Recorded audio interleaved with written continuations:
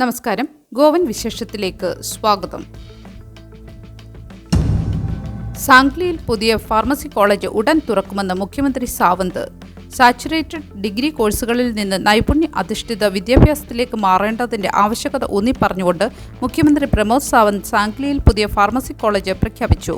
തൊഴിൽ വിപണിയിലെ ആവശ്യങ്ങളുമായി അക്കാദമിക് വിദഗ്ധരെ യോജിപ്പിക്കുക, പ്രായോഗിക വൈദഗ്ധ്യം കൊണ്ട് യുവാക്കളെ സജ്ജരാക്കുക, നോർത്ത് ഗോവയിലെ പ്രൊഫഷണൽ വിദ്യാഭ്യാസ അടിസ്ഥാന സൗകര്യങ്ങൾ വർദ്ധിപ്പിക്കുക എന്നിവയാണ് ഈ സംരംഭത്തിന്റെ ലക്ഷ്യം.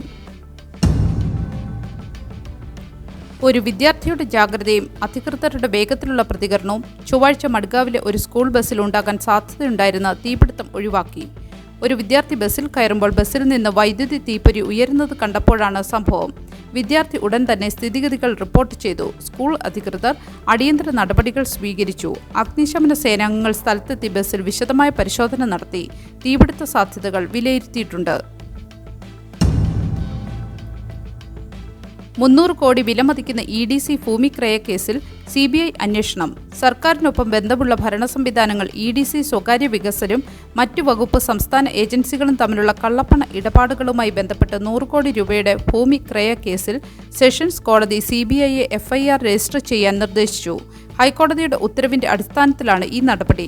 സർക്കാർ ഭൂമികൾ നിയമവിരുദ്ധമായി വിൽപ്പന നടത്തിയതിലൂടെ ആകെ നഷ്ടം 300 കോടി രൂപയാണെന്നാണ് പരാതി. ഈ ഭൂമിയിൽ നിലവിൽ നിരവധി സർക്കാർ ഓഫീസുകൾ പ്രവർത്തിക്കുന്നു. സഞ്ജീവനി പഞ്ചസാര ഫാക്ടറി പുനരുജ്ജീവിപ്പിക്കാൻ സർക്കാർ വീണ്ടും നീക്കം. 2019 മുതൽ പ്രവർത്തനം നിർത്തിയ സഞ്ജീവനി സഹകരണ പഞ്ചസാര ഫാക്ടറിയെ പുനരാരംഭിക്കാൻ സർക്കാർ പുതിയ ടെൻഡർ നടപടികൾ ആരംഭിച്ചു. പുതിയ പദ്ധതിയിൽ 700 മുതൽ 800 ടൺ പഞ്ചസാര ശേഷിയുള്ള യൂണിറ്റും 45 KLPD ശേഷിയുള്ള പാരിസ്ഥിതിക ഇഥനോൾ യൂണിറ്റുമുണ്ടാകും. നേരത്തെ 2 ശ്രമങ്ങളും പരാജയപ്പെട്ടിരുന്നു. ഈ മേഖലയിലെ കർഷകർക്ക് ഇത് സഹായകമാകും. എയർ ഇന്ത്യ വീണ്ടും പ്രതിസന്ധിയിൽ. 7 അന്താരാഷ്ട്ര വിമാനങ്ങൾ റദ്ദാക്കി. ടാറ്റ ഗ്രൂപ്പ് ഏറ്റെടുത്ത ശേഷം വലിയ പ്രതിസന്ധിയിലായ എയർ ഇന്ത്യ 7 അന്താരാഷ്ട്ര വിമാനങ്ങൾ റദ്ദാക്കി.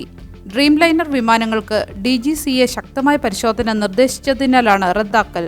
Delhi, Paris, Mumbai, San Francisco ഉൾപ്പെടെ വിമാനങ്ങൾ ഇതിൽ ഉൾപ്പെട്ടിരുന്നു. സാൻ ഫ്രാൻസിസ്കോ മുംബൈ വിമാനം കൊൽക്കത്തയിൽ യാത്ര അവസാനിപ്പിച്ചു. ബാക്ക്ലോഗുകളെ തുടർന്ന് 1000 വിദ്യാർത്ഥികൾക്ക് അവസാന വർഷ പ്രവേശനം നിഷേധിച്ചു.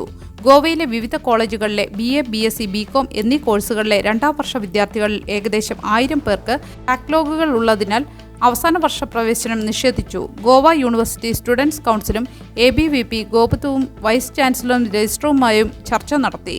2010 മുതൽ ഈ നിയമം നിലവിലുണ്ടായിരുന്നുവെങ്കിലും COVID-19 മഹാമാരിയുടെ പശ്ചാത്തലത്തിൽ 2021, 22, 22, 23 വർഷങ്ങളിൽ ഇളവ് അനുവദിച്ചിരുന്നു.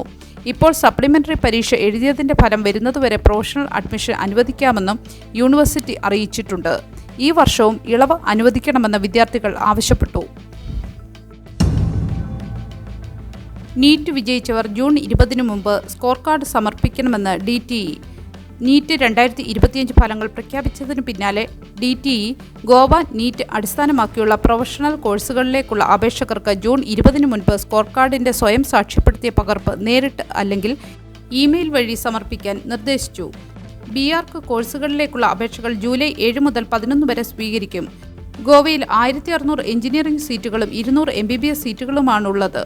നീറ്റ് 2025 മെയ് 4 നടന്നത്.